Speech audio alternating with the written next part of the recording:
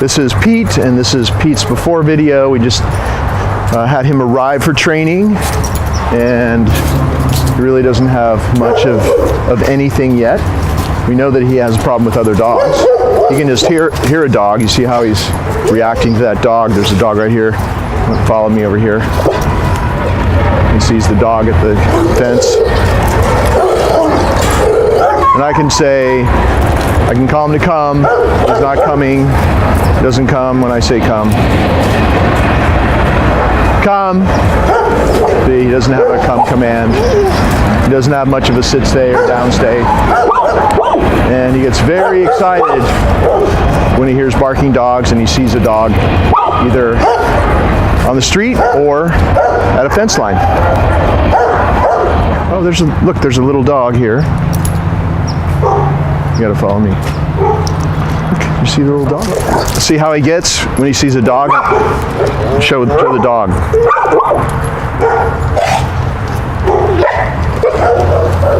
So he's not good at all with dogs out on the street when he sees them. Have Pete sit at the doorways. We're practicing in this practice training house here. I don't know if you can see him in there.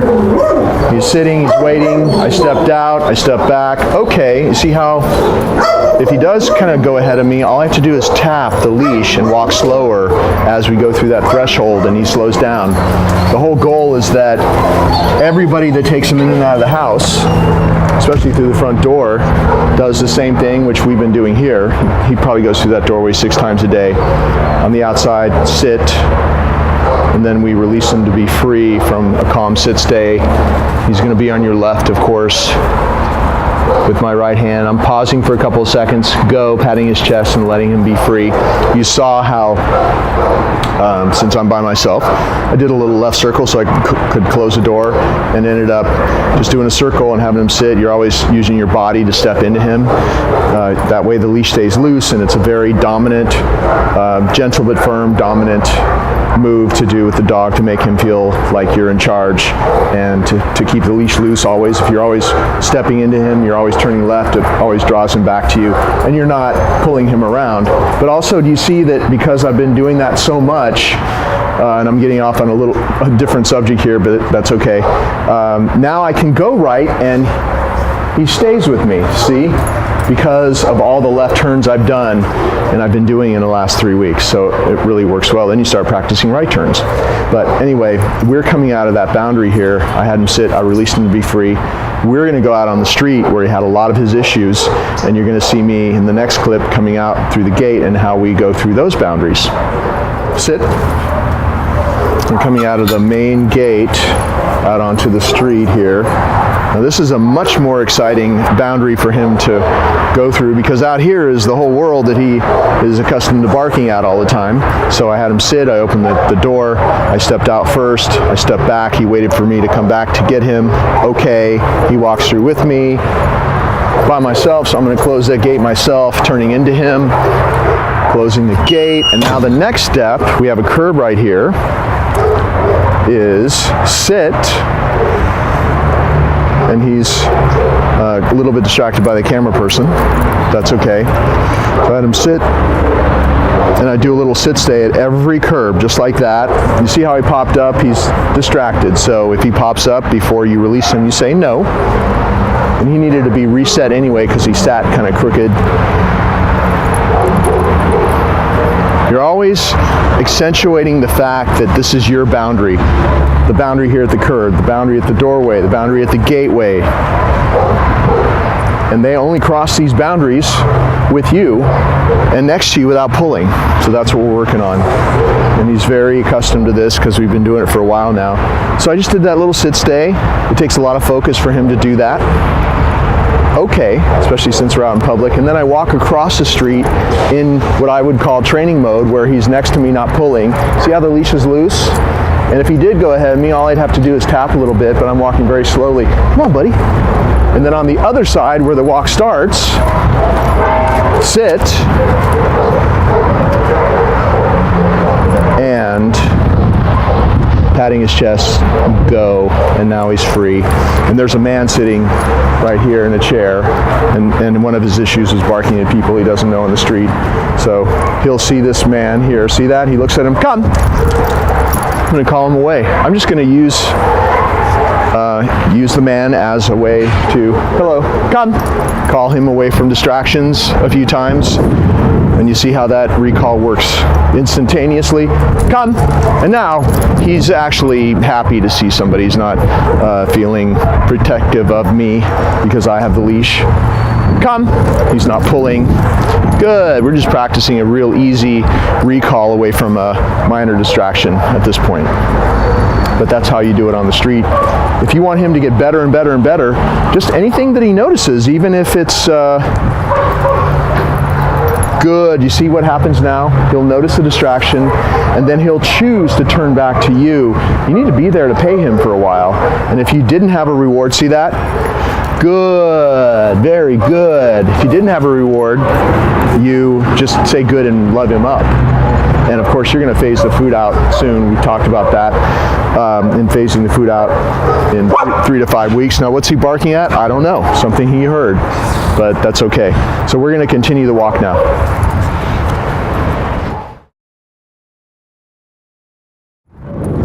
Oh, look, we have a dog out here at this yard. Look how interested Pete is. He's very interested. Come. Oh, hear that dog? Come.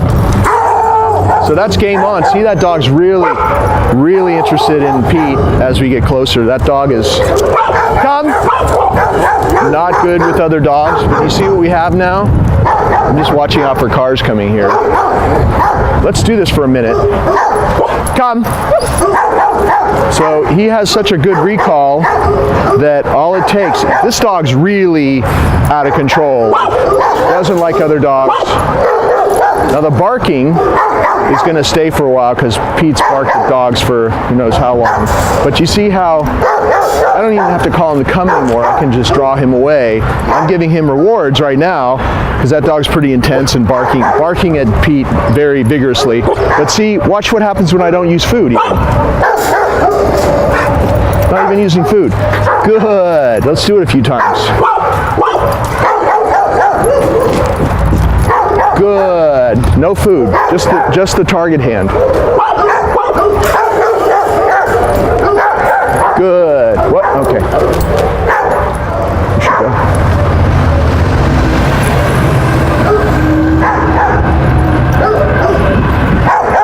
Still no food. Target. Come. Good boy. I think that was four times in a row. But now I'm gonna finish off this little situation, giving him some rewards. But see how I think we've probably been here for 2 minutes. See how when I've called him back to come to me, maybe 10 times total, his interest greatly wanes when it comes to his interest in this other dog who's still barking at us right there. We're way closer. See how Pete is? We never had any pulling because as soon as I said come, he turned his back on the dog, came running back to me. He got paid. I also demonstrated how if you can't grab your reward, he practices so much now, just use your target. But right now I think because this was one of his main issues, you don't stop using treats yet. But you see how within 3 minutes, we're standing next to the dog, never a tight leash. Come! That was kind of hard for him. This dog really is not, doesn't like Pete. Doesn't like anybody coming up to his fence line. So we're really pushing it here because Pete just 3 weeks ago had a huge problem with this kind of situation. So good. We haven't used any special shock collars or anything like that. We've just been practicing the come command a bunch of times with all different distractions and other dogs. And in 3 weeks, he's fairly desensitized to this extreme kind of situation. So you just keep handling him this way in these situations. And I don't mean hang out like this right in front of it. If he starts to get triggered, just back away from it, draw him back to you, draw him away from it, and reward him when he's got his back turned from it, or that he's turned away from the dog. But you keep doing this and he just is going to get less and less interested in any situation like this. Let's go, bud. I'm gonna walk into it. Okay, here we go. All right, so there's a dog right there. You should walk around. There's a dog right there barking. Come. Pete had a big problem with dogs on the street, and so we picked one. You should come back, though.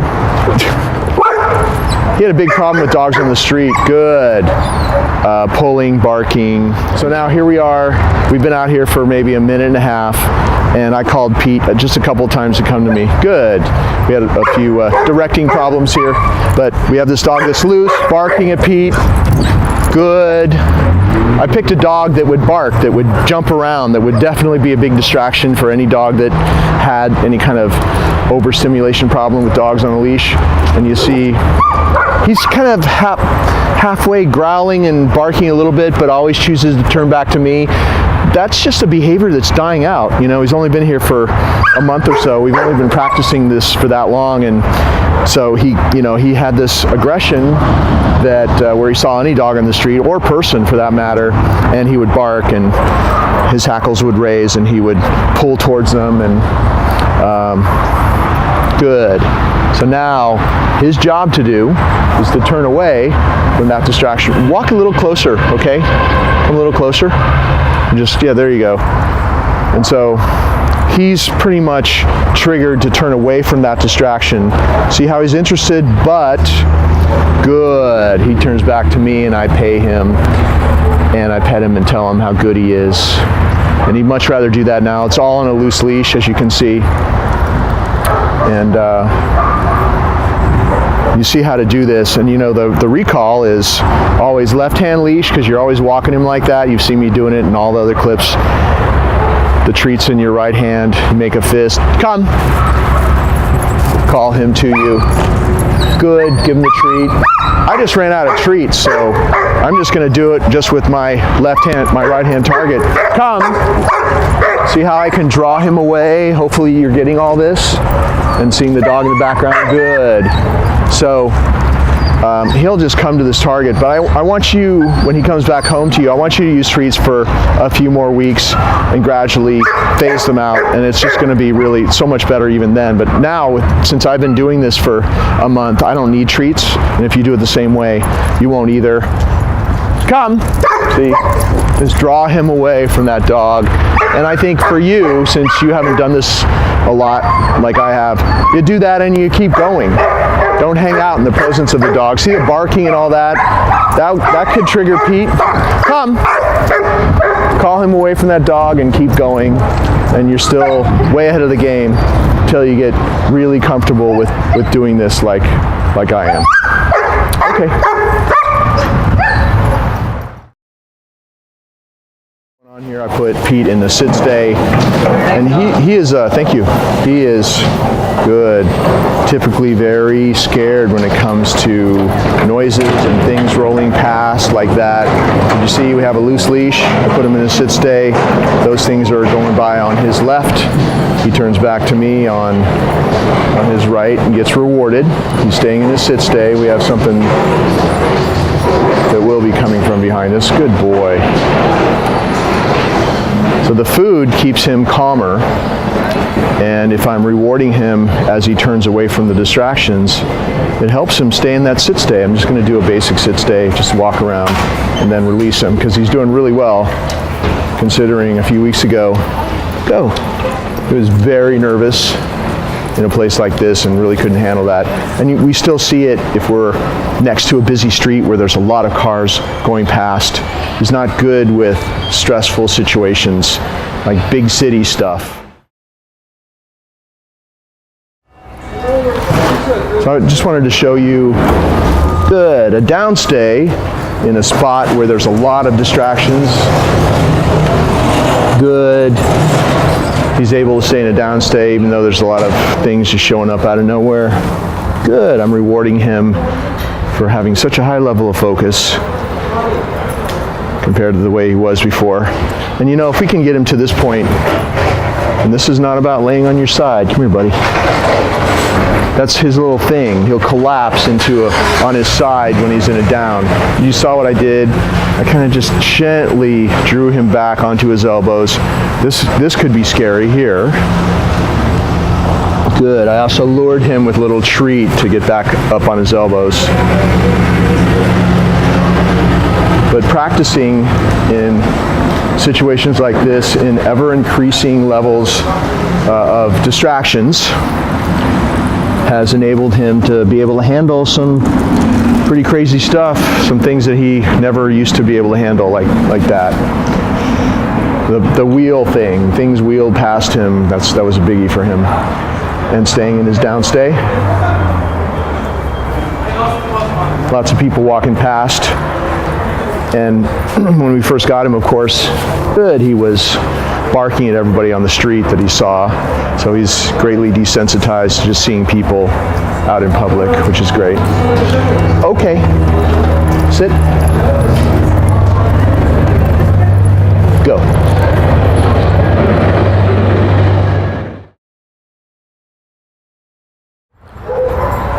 Sit. We are doing a greeting routine with Pete. We walked him up to the new person. You never have a new person approach you. You always have them stand there, and you always send the dog over to them because it's so much safer. Also, now that he knows how to play this game, he knows exactly what you're doing because you walk him up in the way I have. You have him sit. He knows that he saw you go over there and hand that person a treat. He knows what's going to happen. So automatically he's thinking, we're going to play this really cool game. Anybody that's in that spot is great. Even if it's a new person, this is how I meet new people. And over time, he gets friendlier and friendlier with new people every time you play this game. He waits till you pat his chest and say, go, send him over, he gets a treat. Come, you call him back to you, good. Step into him. I always do this little circle. Sit, have him sit at the end of it. It's just a really great kind of reset circle that when you step into him, it also makes him feel a lot safer and you're dominating him in a very gentle way. You can also, once you get comfortable with just doing the basic sending him back and forth and calling him to come back and forth and sit, add in a walk around sit stay, and then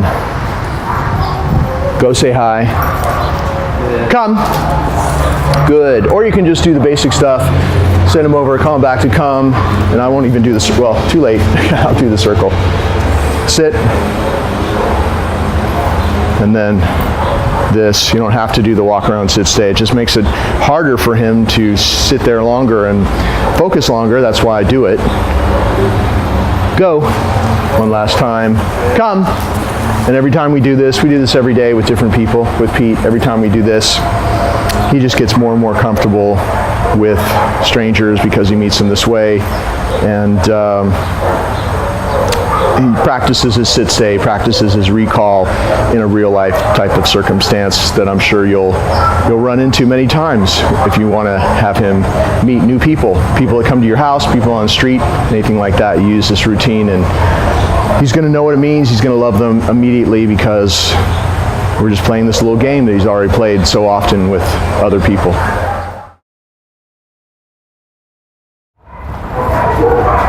Sit.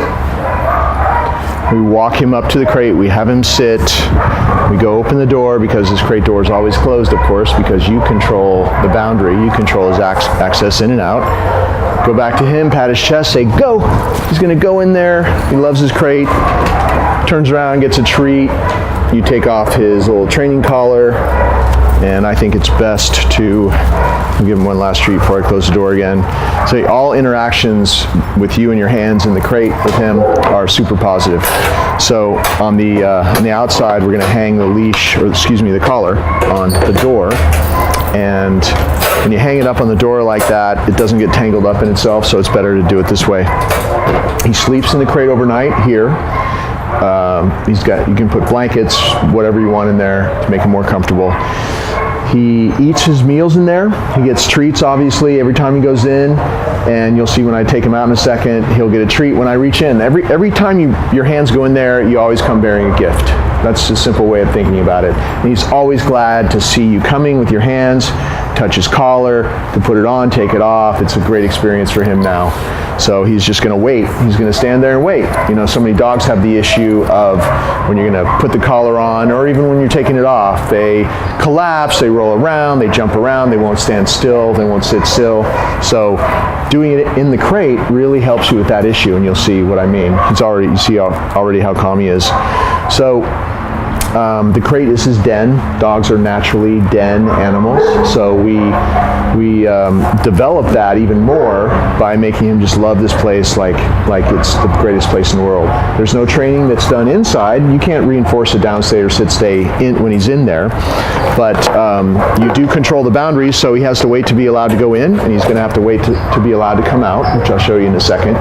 But it's a great tool for training because since that spot in there, that space in there is so special to him, and you control his access in and out, he's definitely going to take you more seriously when it comes to other things that you ask him to do in his life.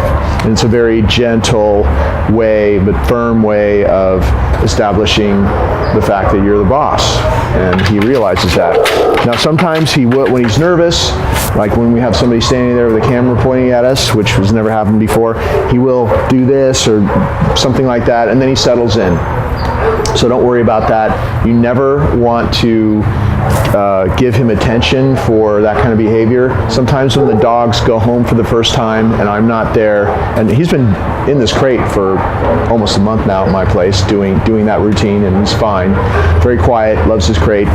But sometimes when I deliver them home, they try to get out of doing that routine because they weren't used to doing it there. And so you have to be strong and do it exactly the way I do it. As long as you know that he just came in from outside, he doesn't have to go to the bathroom, there's no other issues going on, you know that he's just having a little anxiety because he's trying to get used to the new schedule, the new system in your house, and you don't let him out, you don't talk to him, you don't tell him to be quiet, you don't ask him what's wrong, you don't give him treats until he settles in.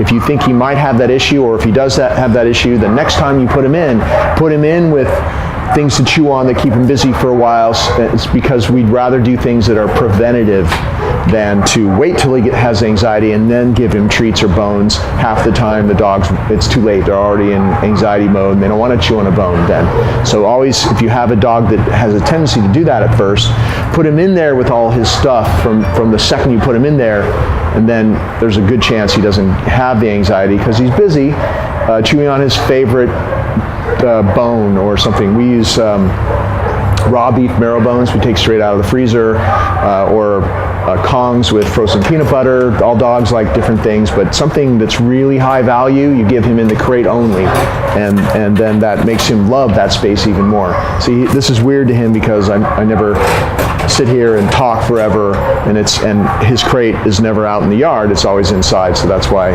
he's just having a little bit of anxiety right now. But I'll show you how to take him out. So I always attach the leash to this little training collar first, because then all I have to do is put it around his neck and we're ready to go. So we have this prong collar like this. It's the smallest size they make. Make sure it's not twisted. And as you see through all the videos, this prong collar is not supposed to cause pain. We're not jerking and popping and hanging, none of that stuff. It's very gentle. In fact, I never have had to correct Pete once. I just taught him the system. Kept practicing it over and over and over as he got better and better. And I use it in the situations like the come command where he had a problem with before. Use the downstays and sit stays in the presence of those distractions that he had a problem with before. So there's no corrections. This is not for pain. This is just like power steering on your dog, because he was such a puller at first. The beauty of this little prong collar, they're very sensitive to it because these are tiny little links. They're very close together, and all you have to do is just literally little taps, and it closes with the same pressure all the way around his neck, not just here like any regular collar. So especially for somebody that hasn't done this, which really is most owners, they haven't done the training that I'm showing them, then this makes it just so much easier. And later on, once you don't have so much of an issue, if you don't want to use this anymore, you don't have to, and a regular collar will work. But right now we're using this prong collar. It's really going to help you get a feel for all this training at first. So I have it all hooked up, ready to go. The leash, I'm opening the door. See how he's not charging out, bursting out? That's because for the last few weeks, good, opening the door, he gets treats if he waits. If he tries to come out, you say no and just give it, like I would call it, a little token slam. But he's going to wait and get treats. Make sure that you put your hand in there so that he doesn't hang his head out to get the treat. You stick your hand in there with the treats, and then he waits. You hook up this prong collar around his neck. The prong collar is always the highest collar up, right below his ears. It's above the other collars, above the choke chain, above the regular collar. Make sure that he really waits until you know. If you stand up like this, no. He might try to come out. Nope. Make sure he really waits until you say, okay. And then he comes out. Always do your little left turn into him, or turn into him like you saw me just do. Go back and close the crate door, because you're going to squander your greatest power of controlling his access in and out of his den. If you leave it open, you come back from your walk or let him back in the house, and he's going to run right back in there because he loves it in there. So always keep the door closed so that he needs your permission to go in the crate. It's very important. And there's your crate routine. Okay. We are always walking Pete up to the mat and having him sit. And just like we allow him to go in the crate, we're going to allow him to go onto his mat. You pat his chest and you say, go, and then walk with him and say, down. So you're going to walk over with him and say down, and then you step out in front of him and you do this mat exercise, just like you saw in the other clips how I did the down stay out in public. The reason he did that so well is because from day one we were practicing this on the mat, and practicing on the mat for a lot of reasons, which I won't go into now, but it's a fast track to teaching a dog a rock solid down stay. Good. We're going to start with just being in front of him, stepping back 8 feet or so. It's a 6-foot leash. Your arm's probably 2 feet long at least, maybe longer. Stepping back, placing the reward on the mat. Good, saying good when he takes it. You see how I pause for a couple of seconds to really make sure he's waiting. This exercise wouldn't do you any good if he was grabbing it out of your hand, if he was, pushing your hand, trying to get it from you, or snatching it as soon as you let go of it. So this is all about, so much of this exercise is about how you deliver the reward.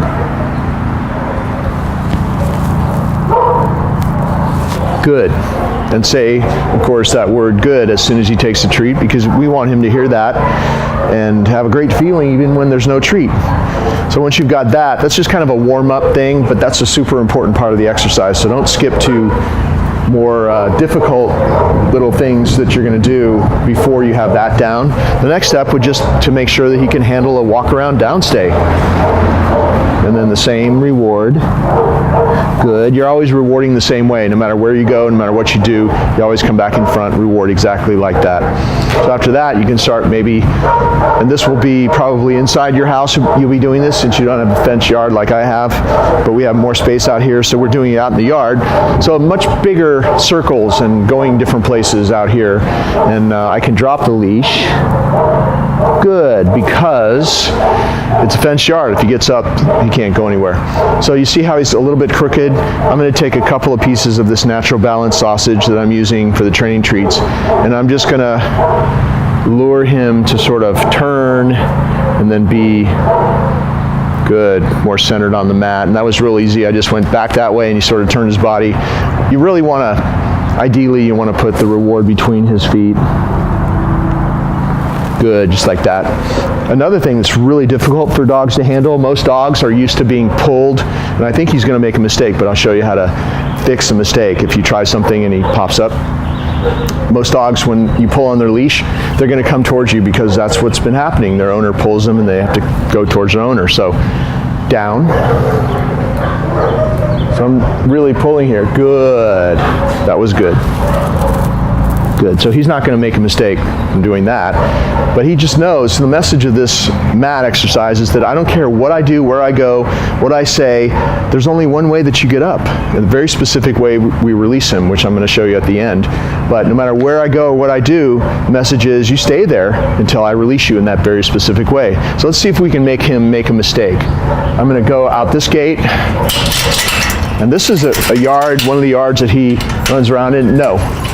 So he made a mistake because he's used to running up to us when he's loose in this yard and or chasing us, following us when we're leaving at that gate. So he gets really excited when somebody comes through that gate. No. So you said no. I said no. If I wasn't talking to you, I would have said no there. And I reset him. I put him back. He knows he made a mistake, so he pretty much put himself back. Let's try it again. So if you found something that's difficult, something you want to work on, so for a little while, you can remind him what you want him to keep doing, just until he gets this. So I'm going to say down, reminding him down while I do this. And so that time, he stayed there. And so you go back and you give him a reward, double reward. Good, 2 pieces because he made a mistake. We reset him. I tried it again. He did it successfully. I want him to remember that that's what he gets when he stays there. Down. So let's try something even harder. We got this. Now this is going to be a big one because I'm going to disappear. Down. Out here on the street. And I don't know if he got up or not.